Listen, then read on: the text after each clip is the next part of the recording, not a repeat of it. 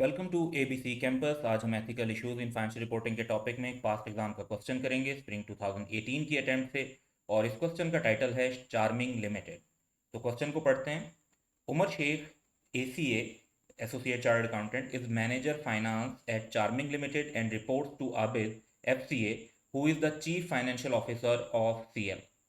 Abid is also a close relative of the major shareholder of CL. CL is negotiating an important financing arrangement with Union Standard Bank in order to expand its business to foreign markets. तो अब यहाँ पर पहली बात तो ये समझनी है कि उमर शेख जिसकी बात हो रही है वो मैनेजर फाइनेंस के तौर पे काम कर रहे हैं। उसके जो बॉस हैं वो सीएफओ के तौर पे काम कर रहे हैं। उनका नाम आबिद है और आबिद क्लोज रिलेटिव है major share holder of CL के। So CL is negotiating an important financing arrangement with USB, Union Standard Bank, in order to expand its business in foreign markets. The rate quoted by USB is comparatively higher than existing rates being paid by CL. तो जो loan जिस rate पर मिल रहा है वो काफ़ी ज़्यादा है। During a meeting with the executive vice president of USB, जो बैंक के vice president हैं, where Umar Sheikh was also present, Abid revealed that his son has applied for a house financing in USB last month but has not received any response from USB so far. तो ये तो एक जो है personal interest वाली बात आ गई कि आपको पर्सनल इंटरेस्ट आपने ऑफिशियल मीटिंग में डिस्कस कर लिया। ये प्रोफेशनल बिहेवियर के अगेंस्ट है। तो Abid requested EVP to consider his application. EVP agreed to look into the matter. On conclusion of the meeting, Abid asked Umar Sheikh to prepare a note for the board of directors proposing the acceptance of the rate offered by USB. तो इसका मतलब एक तो जाहिर बात है कि यहाँ पर हायर मार्कअप रेट को एक्सेप्ट करना, जबकि वो क्लियरली हायर है, एक उसमें पर्सनल इंटरेस्ट भी है अपने सन की से रिलेटेड जो है फाइनेंसिंग का, तो ये इंटेग्रिटी की भी अगेंस्ट बात हो रही है। Briefly explain how Abid may be in breach of fundamental principle of ICAP's code of ethics. Basically यहाँ पे प्रोफेशनल बिहेवियर, ऑब्जेक्टिविटी और इंटेग्रिटी तीनों फैक्ट हो रहे हैं। Also state the potential threat that Umar Shaikh may face in the above circumstances. Precisely direct यहाँ पर जो बात हो रही है, उमर शेख का कोई सेल्फ इंटरेस्ट थ्रेट नहीं है। जो मेन थ्रेट है वो इंटिमिडेशन थ्रेट है अपने बॉस की तरफ से। और उसके बाद ये है कि and how he should respond. तो बेसिकली टिपिकल क्वेश्चन की तरह इसमें तीन बातें कि जो बॉस है वो ब्रीच में कैसे है, सेकंड ये कि पोटेंशियल थ्रेट्स क्या हैं एक पर्सन को रिलेटेड टू फंडामेंटल प्रिंसिपल, और थर्ड ये कि उसको कैसे रिस्पॉन्ड करना चाहिए, क्या एक्शन लेने चाहिए। तो सोल्यूशन की तरफ चलते हैं।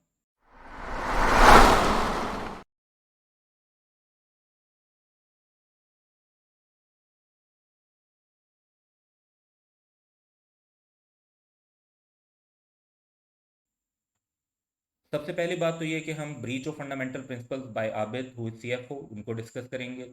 तो बेसिकली इस सिचुएशन में सीएफओ जो है वो तीन प्रिंसिपल्स की ब्रीच में है। सबसे पहले प्रिंसिपल ऑफ प्रोफेशनल बिहेवियर, क्योंकि इसका मतलब ये होता है कि कोई भी ऐसा एक्शन अवॉइड करें जिससे प्रोफेशन डिस्क्रेडिट होता हो, और फिर जो है पर्सनल इंटरेस्ट को ऑफिशियल मीटिंग के अंदर डिस्कस करना जो है वो प्रोफेशनल बिहेवियर के अगेंस्ट है। तो ये पहला इशू है। दूसरा प्रिंसिपल ऑफ ऑब्जेक्टिविटी ये है कि जो यहाँ पर आपको बायस, कन्फ्लिक्ट ऑफ इंटरेस्ट और अनड्यू इन्फ्लुएंस दूसरों को अवॉइड करना होता है। तो यहाँ पर उसने अपनी कंप्रोमाइज़ कर लिया प्रोफेशनल एंड बिजनेस जजमेंट, क्योंकि पर्सनल इंटरेस्ट है कि ईवीपी से जो है वो अपने बेटे के हाउस फाइनेंसिंग के लिए लोन लेना है। तीसरी चीज़ जो है वो इंटेग्रिटी का प्रिंसिपल है कि रिक्वायरमेंट ये है कि स्ट्रेट फॉरवर्ड एंड ऑनेस्ट होना चाहिए।